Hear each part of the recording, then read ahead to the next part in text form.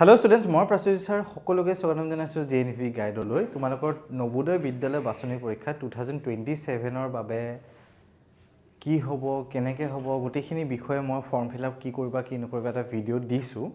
যদি চোৱা নাই আমাৰ চেনেলটোত গৈ পেলাই তলত ভিডিওটো চাই ল'ব পাৰিবা আজি আমি এই ভিডিওটো স্পেশালি আলোচনা কৰিম নবোদয় বাছনি পৰীক্ষা যেটো এই বছৰ বা অহা বছৰ যেটো এডমিশন হ'ব 27 বৰ্ষৰ বাবে তোমালোকৰ এতিয়া যি সকলে ক্লাস 5 ত এতিয়া 4 ৰ পৰা উঠিছা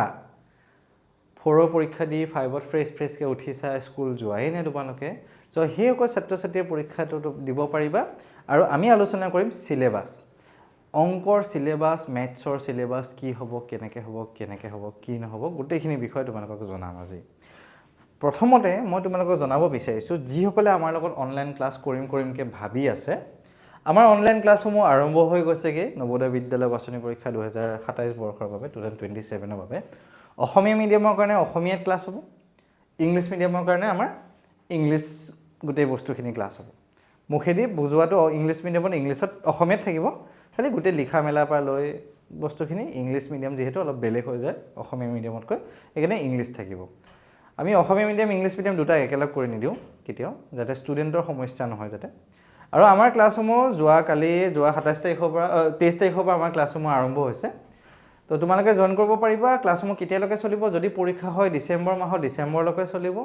যদি পৰীক্ষা হয় জানুৱাৰী মাহৰ জানুৱাৰীলৈকে চলিব ঠিক আছে যদি পৰীক্ষা হয় ডিসেম্বৰলৈকে চলিব যদি পৰীক্ষা হয় জানুৱাৰীলৈকে চলিব আৰু আমাৰ গোটেইখিনি বিষয় মই ইয়াতে দিছো ডেসক্ৰিপচনতো এবাৰ চাই ল'ব পাৰিবা টোটাল আমাৰ মাহত ক্লাছ কেটাকে থাকিব 22 টাকে ক্লাছ থাকিব ইংলিশ মিডিয়ামতো একে অসমীয়া মিডিয়ামতো একে টোটাল মাহত আমাৰ 22 টাকে ক্লাছ থাকিব ঠিক আছে তাৰ পিছত ক্লাছসমূহ আমাৰ অসমীয়া মিডিয়ামৰ কাৰণে ৰাতি 8টা বজাত হ'ব আৰু কোনবা যদি ৰাতিপুৱা বেটছত কৰিব বিচাৰে তো আমাক জনাব আগতীয়াকে যদি বেটছ ৰাতিপুৱা বেটছ খালি থাকে তেতিয়া ৰাতিপুৱা বেটছত দিম সাধাৰণতে আমাৰ অসমীয়া মিডিয়ামটো ৰাতিয়ে হ'ব ৰাতি আৰু ইংলিশ মিডিয়ামতো টোটালি ৰাতিয়ে ক্লাছ হ'ব ৰাতি 8টা বজাত আমাৰ ক্লাছ হ'ব টোটালি ইংলিশ মিডিয়ামৰ ৰাতি ক্লাছ হ'ব আৰু বাকি আপোনালোকে ইয়াত দি থৈ দিয়া নাম্বাৰ যেটো আছে এই নাম্বাৰটো মেছেজ কৰিব পাৰিব যে ক্লাছ কৰিব বিচাৰো বা ফোন কৰিব পাৰিব ফোনটো কৰিলে ৰাতিপুৱা 5টা বা 6টা বজাত ফোন কৰি নিদিব ফোনটো কৰিলে দিনৰ 11টা মান বজাৰ পৰা আবেলি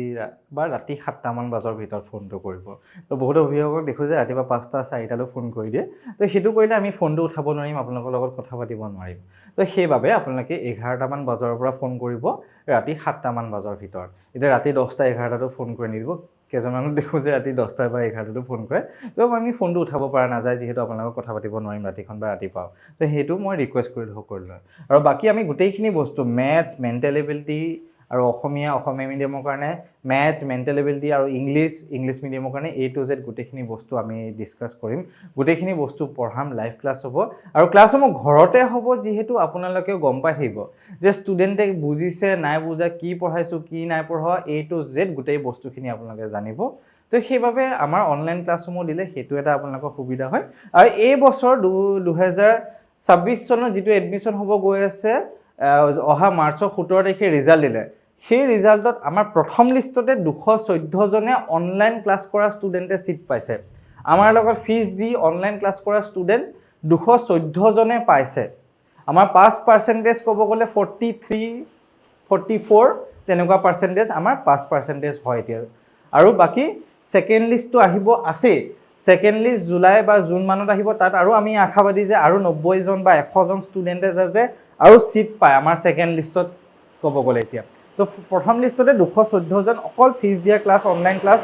কৰি পেলাই ষ্টুডেন্টে সিট পাইছে আৰু বাকিটো আমাৰ লগত ইউটিউবত চাই পঢ়া ইউটিউবৰ ক্লাছ কৰা ষ্টুডেন্টে কিমানে পাইছে একো হিচাপ নাই আৰু ইউটিউবৰ হেখিনি আমাৰ লগত হিচাপ নাথাকে আমি নধৰো এইখিনি বস্তু সেইখিনি যেহেতু ফ্ৰী দি দিছো আপোনালোকে চাই পঢ়ি থাকিব পাৰিব তাৰ পৰা ষ্টুডেন্টস আমি এটা মেইন পইণ্টত আহো যে তোমালোকৰ পাঠ্যক্ৰম মেথছৰ গণিতৰ কি আহিব সিলেবাস কি হ'ব গৈ আছে তোমালোকৰ বাছনি পৰীক্ষা নবোদয় বিদ্যালয় বাছনি পৰীক্ষাত এন্ট্ৰেন্স এক্সামটোৰ মেথছত কি থাকিব সোৱা তোমালোকৰ মেন্টাল এবিলিটি আৰু অসমীয়া বা ইংলিশ কোৱেশ্চন পেপাৰ বা কিতাপত যিখিনি দেখিছা সেইখিনি আহিব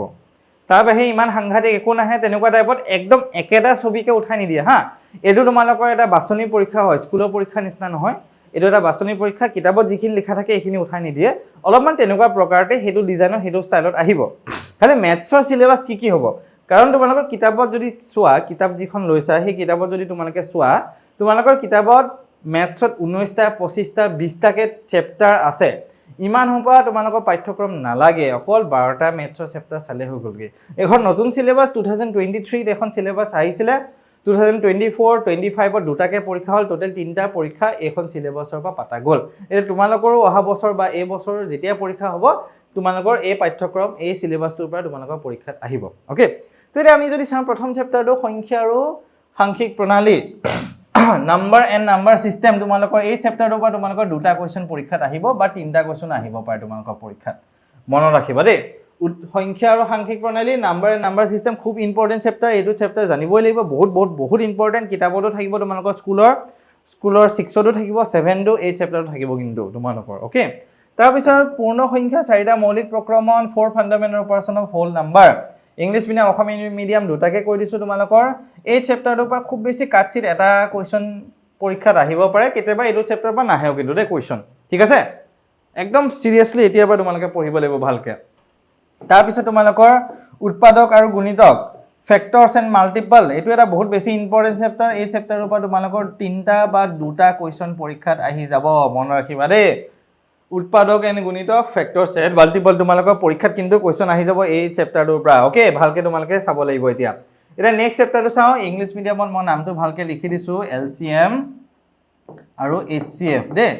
এলচিএম আৰু এইচচিএফ ইংলিছ মিডিয়ামৰ কাৰণে এলচিএম আৰু এইচচিএফ অসমীয়া মিডিয়ামৰ কাৰণে লখাগু গখাগু খুব বেছি সাংঘাতিক লেভেলৰ ইম্পৰ্টেন্ট চেপ্টাৰ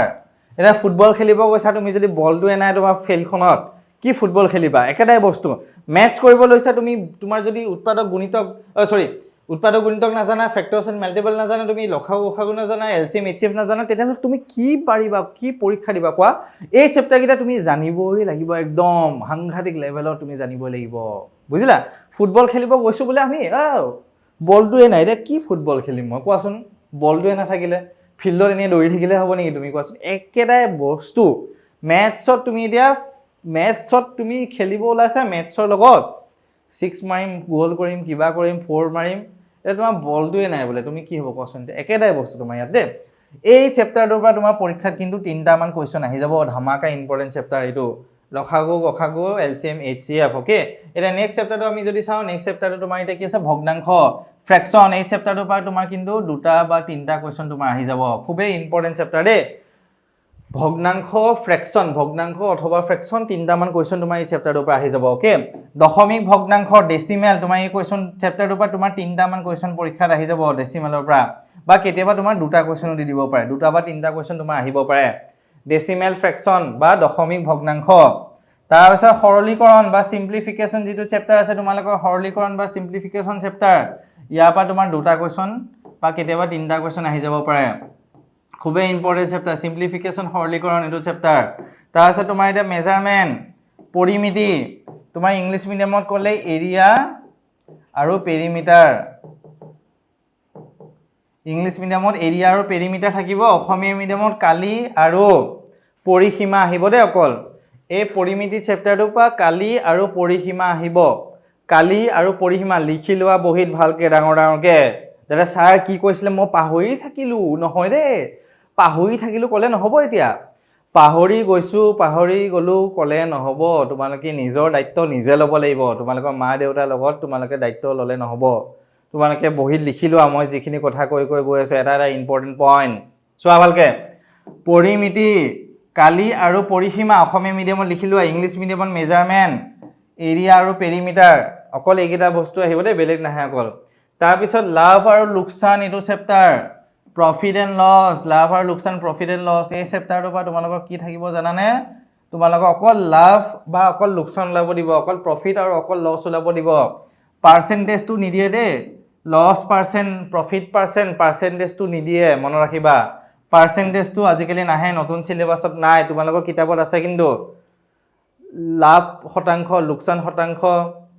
তাৰ পিছত তোমালোকৰ প্ৰফিট পাৰ্চেন্ট লছ পাৰ্চেন্ট তোমালোকৰ কিতাপত এই চেপ্টাৰটো মানে চেপ্টাৰটোত পাৰ্চেন্টেজটো উলিয়াব দিয়া আছে কিন্তু তোমালোকৰ কিন্তু নাহে দে পৰীক্ষাত মনত ৰাখিবা বস্তুটো তোমালোকে ওকে তাৰ পিছত তোমালোকৰ এতিয়া আৰু এটা ভাগ আছে ইয়াতে তোমালোকৰ আৰু এটা চেপ্টাৰ আছে তোমালোকৰ